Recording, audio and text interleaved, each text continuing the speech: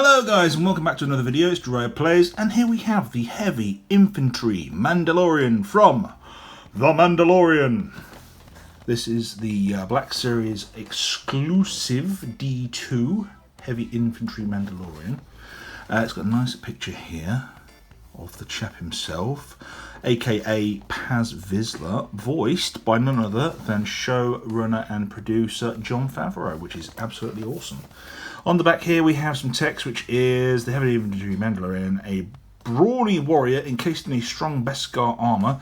The mysterious Heavy Infantry Mandalorian is part of a secretive enclave of his people. A born survivor, he guards a precious armoury and helps to keep the flames of the Mandalorian heritage flickering in this time of galactic chaos. He is an absolutely awesome character.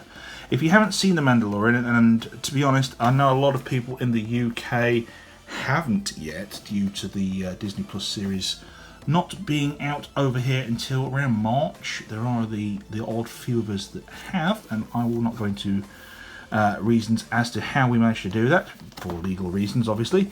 On the side of the box we have the Mandalorian text here. It says Mandalore, and then it would say some of the text behind the flaps there, Heavy Infantry Mandalorian there, and a nice window package. It's bigger than the normal boxes as well, because this is the exclusive. The D1 was General Grievous, D2 is the Heavy Infantry Mandalorian, and D3, as far as we know, is Imperial Probe Droid. There is a D4 rumoured very soon, which will be Yoda with a Dagobah Luke.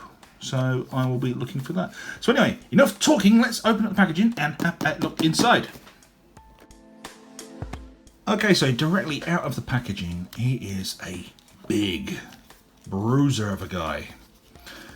He has his little, I think this is like some sort of flamethrower arm. He's got like a taser arm thing as well. Most of the Mandalorians have the same sort of tech and stuff. He's got a little sensor scope thing up here. We don't really know much about Vizla, the character name, other than the few shots we saw of him in episode 4 or 5, I believe it was. I think it was episode 3 actually he was in. So yeah, he comes with a giant Gatling gun and what looks like some sort of energy canister thing to power the gun, and I believe this is some sort of like ammo thingamajig, I'm not too sure. Nice handle on here, posable. The cannon doesn't rotate, which is a shame. It would have been nice if that would have rotated. And then he's got this pipe thing which fits into his arm. So let's have a look at the figure over before we do that. So his sculpt on his helmet is pretty damn awesome. I really like all the little details like the nicks and stuff in the head, painted over with a nice silver, like a mithril silver, and there's some details in the shoulders as well, little dings and things, and pretty much all over the armour. Nice little details that they've filled in with silver all the way down. I really like this brown that they added with the wash. Brings out that kind of almost like worn leathery look to it. And speaking of a warm kind of leathery look, this this skirt piece, which is made of a soft pliable rubber, also has some very nice detail and a couple of washes on as well. So yeah, let's get into articulation and then we'll fit on that Gatling canister thing on the back. So as always, we've got forward and backward movement with the neck, side to side, up and down, wiggly wagglies. For the ab crunch, there is a slight ab crunch. It does go back further than normal ones, but due to the size of this guy, his waist is absolutely massive. He doesn't have a turning waist, so most of his movement is taken up with a very clicky ab crunch, which is kind of strange. And yeah, that's as far as it's going to go down. Really like that detail on the back there, all these crevices. Absolutely awesome. Down to the waist and thighs. Like I said, he doesn't actually have a waist as per such. There's nothing really there to move. That's why this belt covers it up. Pretty good spread. Upper thigh movement, it's very tight on mine, and I don't twist it anymore. That one's a bit more looser, but yeah, it's really tight. And onto the knees, we've got very good double jointed knees. He can pretty much do a full kick his butt, like so. So yeah, that's a very nice posable knee joint. Down to the ankle, as always, we've got a side rocker and a forward and back. So putting those into combination, you can pretty much get a very good variety of poses out of that foot. Same on the other side, slightly different with the paint and the sculpt, actually, I would say. Bit of a mix and match on those boots. Shoulders, very good, and I think we actually have our first butterfly joint on a figure that I've seen. So yeah, that's a butterfly joint. He's got his up, which kind of is hindered by the shoulder pauldron there. He's got a forward and back as always. Elbows, turn at top. Pretty good, almost 90 bend at the elbow. Wrists, because of this armoured piece on here, you can't really bend his hands out any more than that. I don't even think he's got a joint there, to be honest. He has, it's just very, very far down. So yes, you can bend the wrists, but that's as much as you're going to get. And you can swivel as well. So there we go. Same on the other side.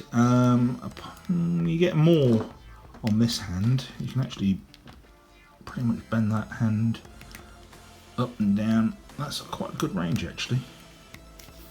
Same again on the elbows. Same again on the arm. And butterfly joint. So then, onto this backpack. We have a very posable, wiry kind of plastic to fit on to the back of the figure. That peg just goes straight into that hole in the back, like so. And then we take this pipe piece here, and that plugs in into this hole here, and you can pretty much see it goes straight into there. It's a bit of a tight fit, but it does go in like so. So that's for his flamethrower type weapon on here. And then the gun is a bit tricky to fit in his hand. So what we're going to do is we're going to take this handle piece and we're going to slide it in first, like so. And then bringing up the gun, we're going to bend some elbows in first. And we're going to try and get that. It's coming out again. Dear oh dear. It's going to be Flame Trooper all over again, isn't it? Hopefully not. Bring that whole assembly over and put that into that hand there. And there we go. And we'll just give it a nice little pose.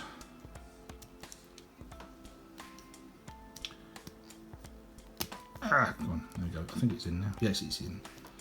And then we can give him a nice heavy stance.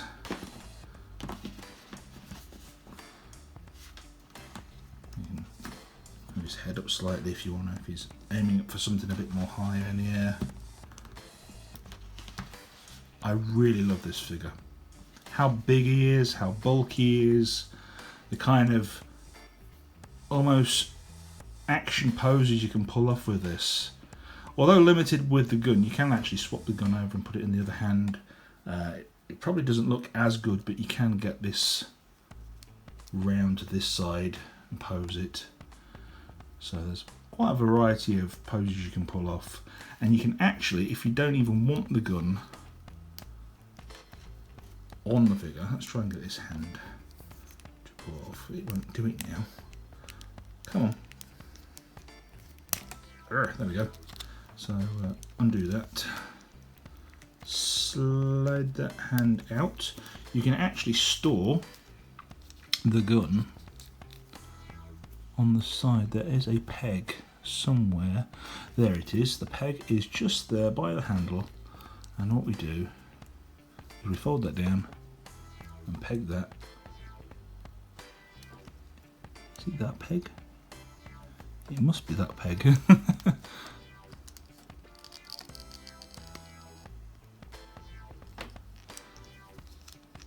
Yeah, it is. It's that peg. It pegs into the side there. Not very tight, to be honest. But so say you want him stood in the armory, and he's kind of like, I don't trust this Mandalorian. He's a foundling, or whatever he sounds like. So you can kind of pull that off if you want to, or if you've got some of those. Marvel effects blasts, you can fit a fire thing in here. I think there's a few that you can get from one of the Iron Man figures that fits in here, so you've got like a flame effect that you could put in there. And from what I've been told, some of the blast effects could also fit in here to recreate the rocket scene, as seen in The Mandalorian as he flies by and goes, "Ciao," as he flies off. So yeah, I really love this figure. He is super poseable, really beefy looking, and a damn good looking figure to boot. So yeah, thanks for watching, guys. If you'd like to leave any comments on the figure, anything you think I've missed, please let me know in the comments below. If you like what you see and you see what you like, subscribe to the channel, hit that notification bell to be notified when any of the new videos go up, and I shall see you on the next one. Blast off!